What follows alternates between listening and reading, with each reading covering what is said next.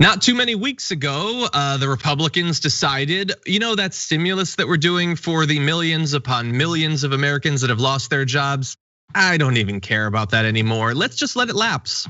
And so they did. And so the enhanced unemployment largely went away. Donald Trump had his little executive order that, to a limited extent for some people, might have given about half of that, maybe with a massive delay, and I honestly don't even know if anyone's receiving it yet.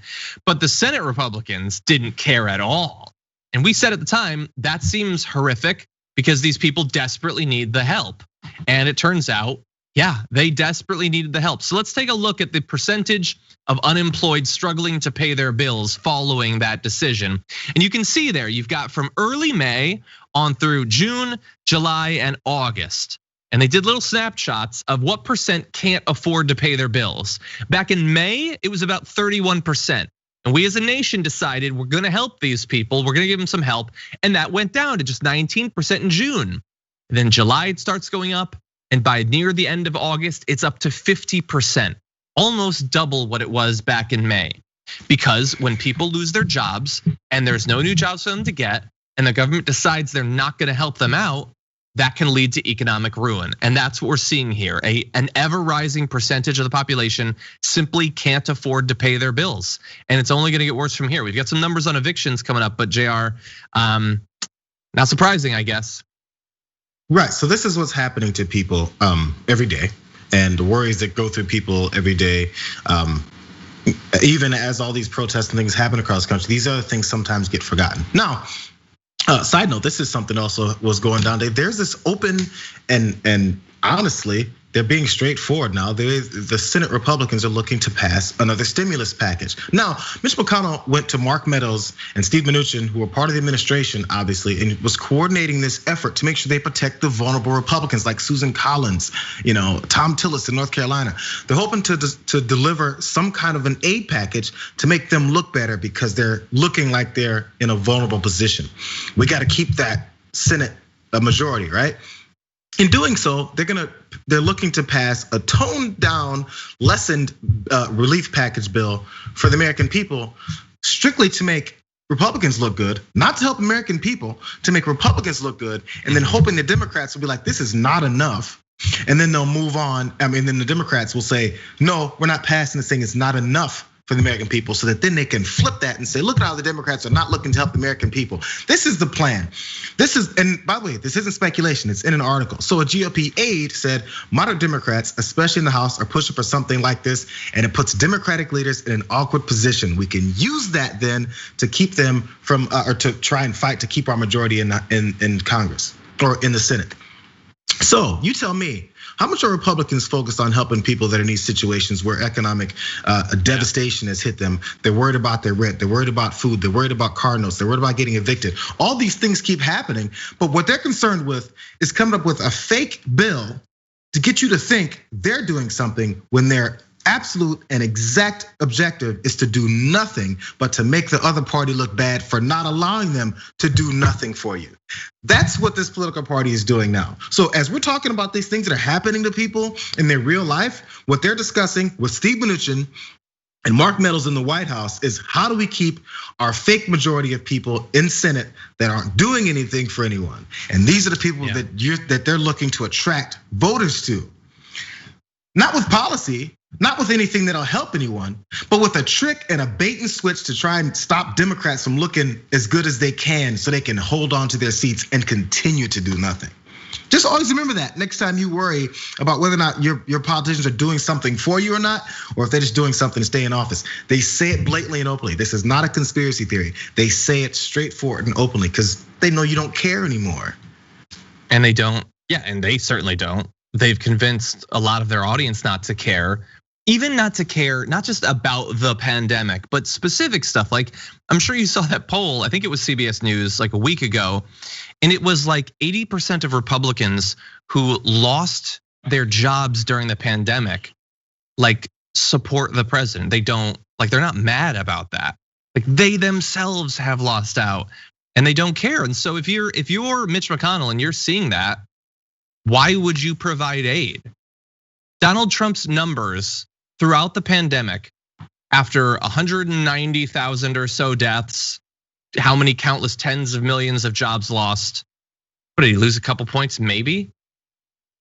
Like, how can a democracy function when those in control of the Senate and the White House, they can fail as much as they want and their base doesn't care? They just get more mad at those that don't have power. And so Mitch McConnell could have been scared into a position from the reaction to the first few months of the pandemic and could have supported more stimulus. He could have done that. That could have happened in America, but it didn't, because as a nation, we weren't united in demanding it, in demanding that the government actually take the pandemic seriously and take the economic crisis seriously. It was split, and so in government, it's split. And so maybe we'll get something. You know what? Maybe Mitch McConnell will do this cynical ploy and he'll put forward a bill that doesn't actually help all that much. And Nancy Pelosi will either fall into the trap or think, I guess this is literally the only thing we're gonna get. And either way, it's going to result in perhaps a little bit of help that won't actually be nearly enough to save people's apartments and businesses, all of this stuff. And that's sort of the best case scenario at this point. Because even if Biden wins, he's not gonna be president for more than 6 months. So.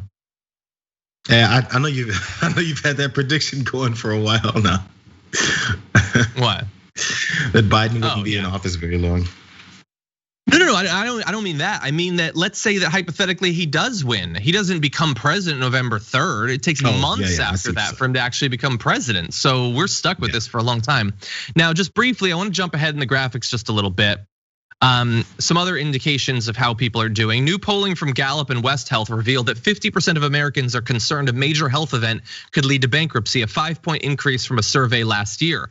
I'm shocked that's not a bigger increase, but that is half of Americans that are concerned about that. And why not? Our economic situation is worse. We haven't done anything to make healthcare more affordable or more accessible. Yeah, I'm not shocked that that hasn't gone up. And then finally on the evictions, I just wanted to take a look at LA, where we live, to see what's going on. So among LA County renters that did not pay rent either in full or partially, about 98,000 have been threatened with an eviction, while an additional 40,000 said their landlord already started eviction proceedings against them. That's 130,000 different renters just in LA County that hypothetically could be thrown out of their apartments as a result of all of this.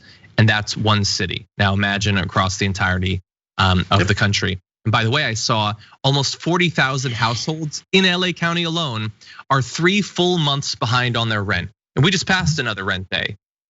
And if you couldn't pay rent the day before and the government hasn't done literally anything to help you since then, how would you have a better chance of doing it now? Imagine the homelessness that's gonna result that's gonna be the result of this. Exactly what I was gonna say, John. And now imagine homelessness that may happen, say in Los Angeles, or the increase that it will result from this. After Donald Trump doesn't take the pandemic seriously, fumbles it consistently, lies about it consistently, it spreads, he says it is what it is, people die, it is whatever. People kicked out of their homes and houses over rent issues, it is what it is, whatever. After all that goes down, and then there's more homelessness in Los Angeles, you know what this same guy who did all that is gonna say?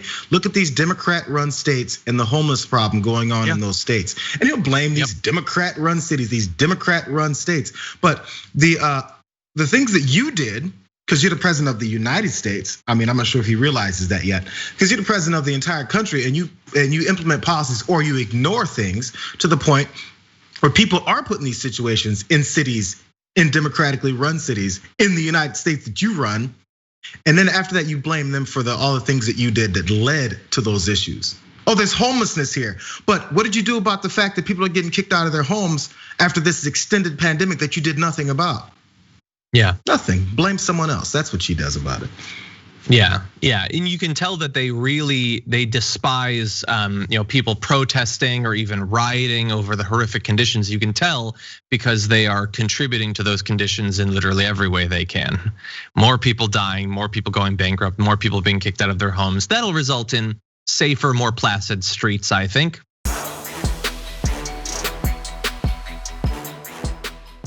For more political news breakdowns, interviews, stories of activism, and me trying my hardest to care about the occasional big celebrity news story, subscribe to our YouTube channel at youtube.com/thedamagereport. And you can ring the bell wherever it is so you don't miss anything.